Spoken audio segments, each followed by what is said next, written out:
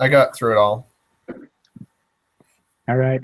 So did you also do your case analysis about the profitability? That one I did not. I did look at Exhibit 8, and it showed that they were running at an operated loss. That's true. Loss. Were you able to do that? Yeah. Okay. Trying to see if I can share my screen real quick, and I can show you what it looks like. Okay. So that is the case study that I typed up, and that is the profitability. Can you see that? Do I need to zoom in? If you can zoom in, that would be good. Let me make my screen bigger. Oop, wrong one. No.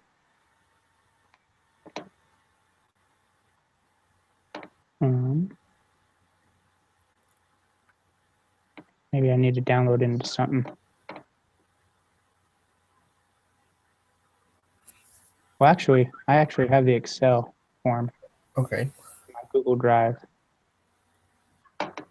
which is a lot bigger and better.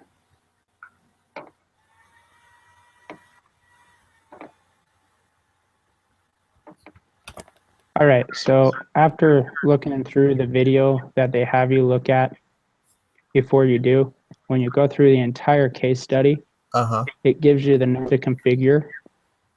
And so I broke it down and kind of made it look all pretty.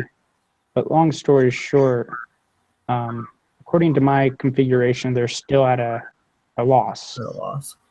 Yeah. What is that? 2? So that's an annual loss. So they're losing 2.8 currently at what they're doing right now. Wow. And that's with all the, that's compared to what their operating expense versus their subscribers. Wow. So right now, they have 4 million subscribers, and the actual paid subscribers is only 2.5%. Okay. In the article, it'll read between 2 and 3. Yeah. And so it only shows about 100,000 people actually paying. And the subscription for the year is about $99. So their annual revenue is coming about 9 million. So did you incorporate the AdWords in there as well? The Amazon is what it did. Oh, okay. So the cost is right here. So it's the dollar plus or divided by the free divided by the monthly for the storage and the band. Okay. And then the number of free subscribers of 3.9 million. And so the annual cost of the free people, like how much it cost them per customer, was about that. Wow. That's really cool. And so, yeah. So like when we go through the case, when you look at the numbers, you can tell me if they look different or wrong or whatever. Because at first, it looked like they're making a profit and things were great. But then when I was looking at it, I needed to change the amount of money of subscription. So. Well, yeah, with the case, let me pull it up. So if you pull up the case study itself, we can, kind of dissect it. Well, yeah, because in the first little header, I guess, it talks about that they have plenty of cash in the bank. So it makes you think that they're... All right, you can do that. Just 1 second. Okay. Hey, can you hold on 1 second, Ben? Yeah, I can. I need to give up my daughter. You're good. Daughter, I am so sorry. I don't want to be the bad guy in this. You will remember. Yeah, but I'll hear her school and it'll make me sad. We're going to put her in there and then.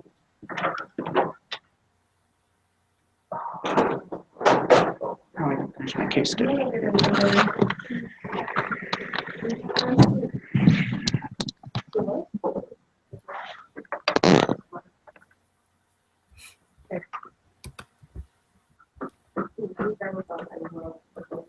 All right, I'm back. All right. Yeah, so like I was saying at the beginning of the case study, it kind of sounded like when they were doing well and they had plenty of cash in their bank, it made it sound like they were making good money. So yeah, when you read the first section of the case study, what Houston did was he actually posted his beta system to a huge, or let me actually pull up my case study and I can actually read it. But what he did was He got like founders, right, or supporters. Yeah, so Houston did two things with the beta attempt. He first set up the beta testing for the program with the video on Hacker News, which is a big web broadcast. This gave Houston actually feedback on what he needed to do to fix his program. But it also, the founder of Hack News was Paul Graham, who was also the founder of a prestigious Selective Y Commodore Seed Fund. Yep. And anyways, long story short, he got the attention of the founder of Hack News, who was the one that actually became a sponsored partnership. And he instantly invested $15,000 into his company. And so that kind of launched a little bit more. So, yep. I mean, so that helped his. Yeah, so it says like Houston, his hypothesis proved to be true when Dropbox received $15,000 in funds from Y Combinator. Dropbox changed its sign-up process to increase paying customers. So I mean, at first they got the money to develop this, and the problem was he wanted to keep it simple and he wanted to get as many people on it without the IT techs, because I guess not necessarily individuals, but at a corporate level, they would need to go through so many structural systems before they could actually use their Dropbox or actually discover the need for Dropbox. So what he did was he pretty much did a Trojan horse. He wanted everybody to experience it at an individual level. And then that way they can say, oh, this is convenient, this is easy, this is great, this is nice. And so what he did is then taking it from your personal home, they took it to the corporate level, and people were just used to, oh well, we know this is a need, we like this feature. Then the tech guys would be all freaked out like no, and either way, long story short, they would be able to incorporate it into the company. Does that kind of make sense from what I understood? Yep. And so the first question was how much revenue does Dropbox have? And when you went through the case study, what was the current revenue stream? That was you. So the first question I have is, Dropbox is late moving in crowded space. What opportunity did Houston see? Well, you got the individual questions, and then you got the group questions. So the first case study, the first question was, Dropbox is a later move in a crowd space. What opportunities did Houston see? Specifically, what are the key elements of Dropbox's current business model, right? Yeah. And then if you actually scroll onto the Dropbox case discussion instructions, it gives you the 2 individual questions, and then below that gives you the 4 questions. Here, I can share my screen real quick. Oh, I can just pull it up too, just like that. Yeah.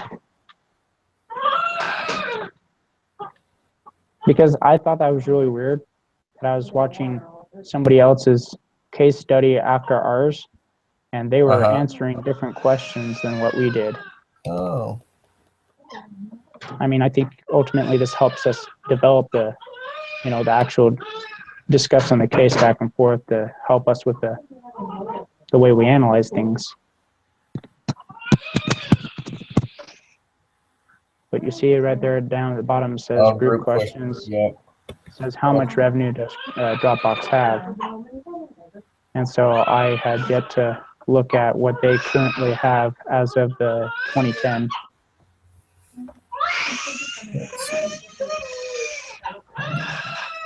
Oh, you haven't looked it up yet? I haven't brought up the case study yet. Let's see if I can.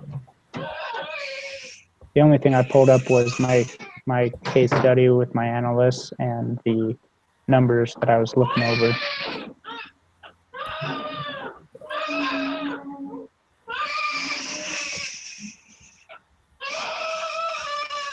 You don't have a happy baby. No, she's getting her first bath. Oh, yep. Lucky for me, I'm not the bad guy. All right, so I'm pulling up the case and I'm looking at their income and their revenue. So their revenue is 16,685. Is that in terms of thousands though? That is. So would that be 1.6? Yeah, that was. I read somewhere that it's in in thousands, except for percentage. Yeah, so that'd be like 1.6 million or Yeah. whatever. But at the total operating costs of 2.3 million, their current operating loss is 1.4 million. Yep. Okay. So they're currently losing $1.4 million. That's pretty crazy. So they're not very profitable. Well, like I said, his whole thought was to get everybody on, with the individual level to see the need for it, and then people would appreciate to pay for the actual product. Yeah. Well, and they said in the case study as well that they kind of tricked them into signing up. Not the free ones, but to kind of take away the free option if you see it on an ad. Yeah, well, it was, we want to dedicate, just a small amount of online for you, and then obviously you're going to use up all that cloud space and storage, so then you'd be willing to pay more, for more usage. Yep. And then Houston wanted to keep it simple. He didn't want to make it complicated. He wanted to keep the system to where you can transition from your individual private life to your corporate structure. But later in the case, it discussed about the competition, how that's where they're coming profitable, is by focusing on the customer business aspect, where companies are willing to pay for it rather than individuals. They don't really want to pay for it. All right. So he should make it more professional. I think he can make it professional and keep it more business, but keep it simple as well. Well, what other features could they change? Like what kind of options can they offer you without making the transition difficult? Because if you go to work and you have certain features that you can use, then when you save the file and you try to transfer the file to your home base project, and if you don't have the same ability, then you're either going to lose your work or the code's not going to work right. It drives me nuts that it gives you an opportunity to save your files as either Word process or as the PDF. And once it's in the PDF, you have to have a complete different system to reconvert it over. So that's more money to them, but I think it's frustrating. Have to keep, I typed up in Word, somehow it got it got saved in a PDF file, and then me trying to unlock it and put it back into a Word file is just more work. But if they spent the money, they could probably gain it back. Yeah. They would work it right. Is there anything else in the bathroom? Did we kind of hit on number 2?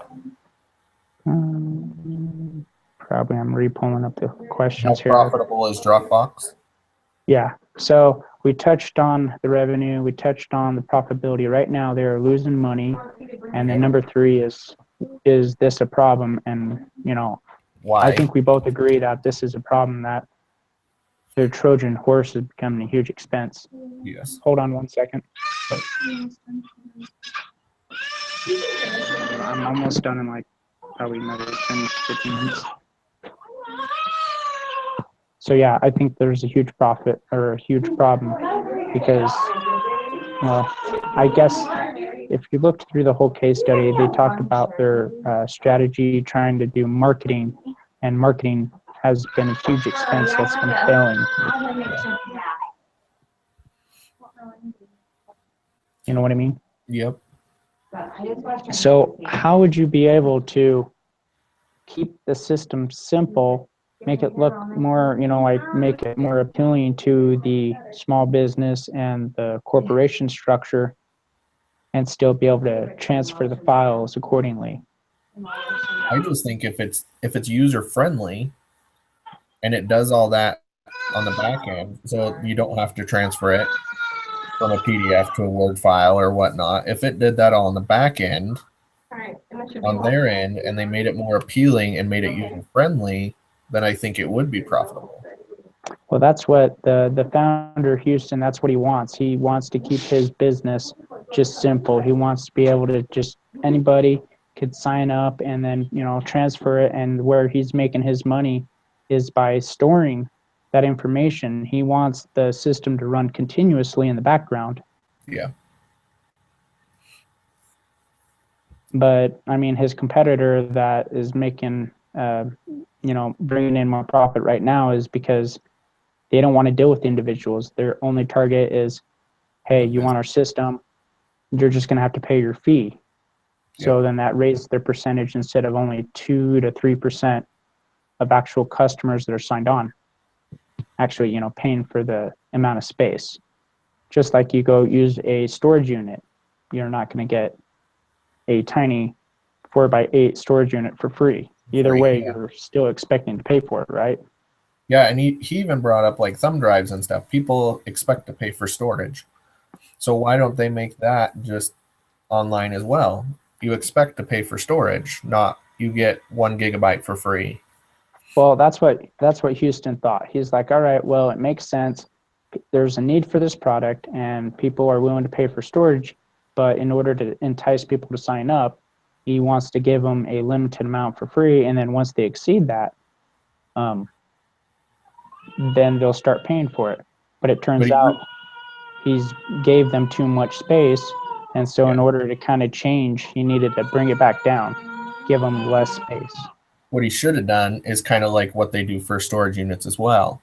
Like you get the first 30 days for free and then start charging.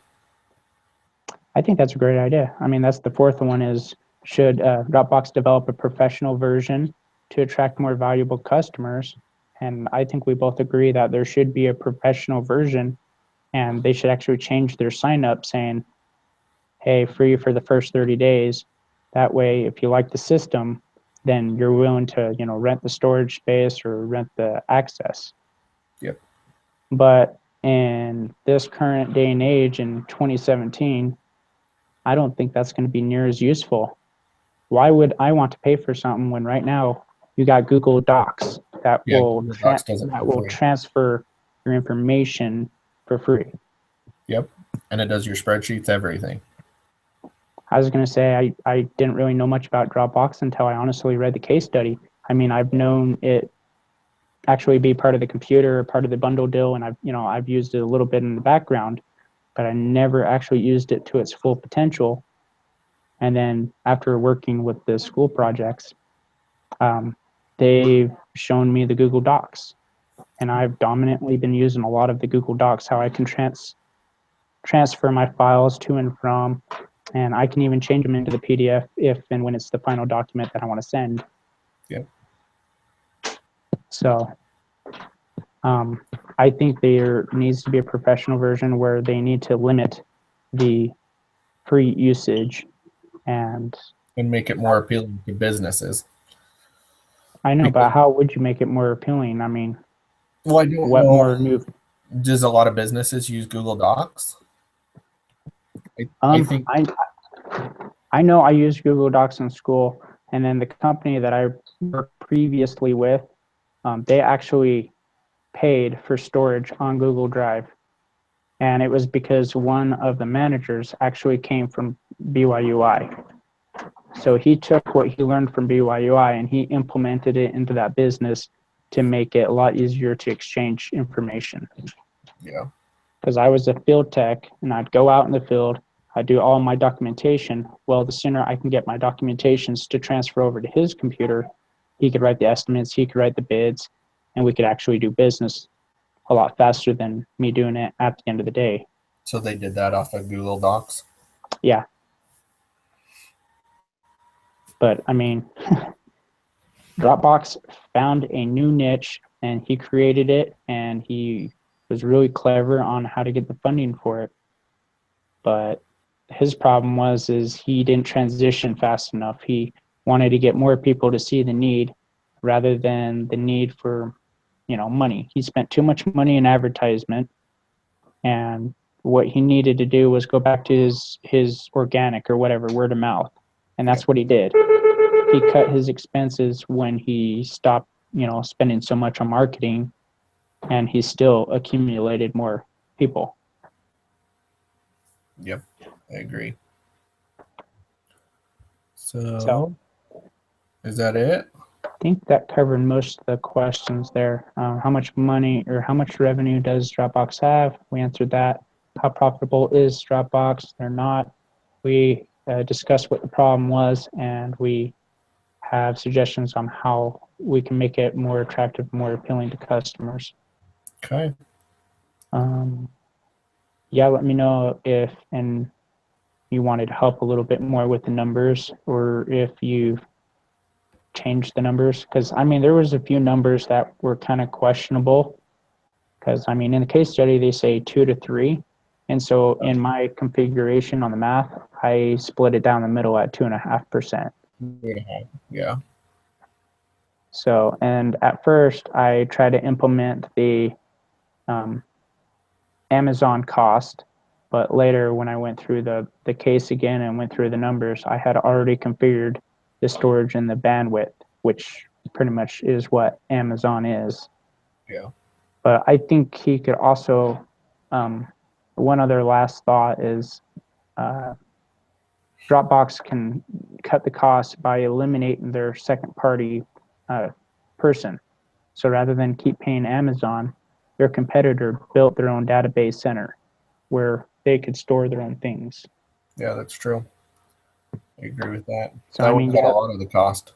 I was going to say, yeah, that's a lot of upfront costs, but if he got, shareholders, and if he can get enough stock build up, I can't see why he couldn't cut the cost. Yeah, but now in 2017 though, he's got a lot of catching up to do with like Google Docs. Yeah. All right, Ben, I appreciate it for your help. All right, well, congratulations. Thanks. I guess we'll meet probably closer to Thursday or Friday this week to discuss the other case. Okay.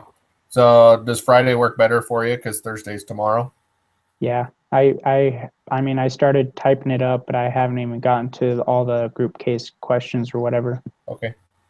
So let's shoot for Friday after 7:30. Okay. Like 7:30. That'll work. Thank you. Perfect. We'll see you then. Yeah. Thanks.